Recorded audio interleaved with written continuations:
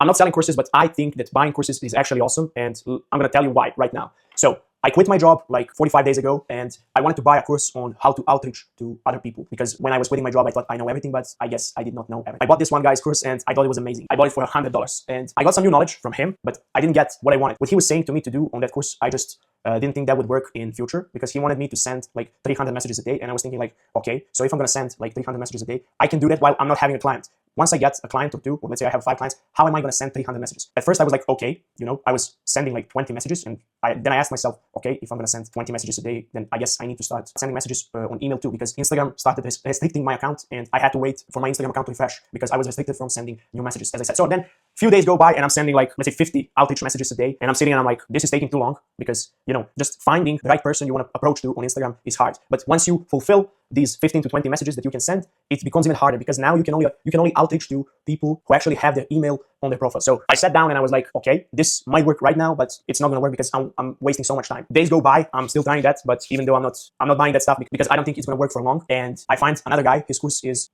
a lot more money. It's for the same stuff, right? But it costs so much more. And I'm like, what is the difference between this guy's course that costs less money and this guy's course that costs more money?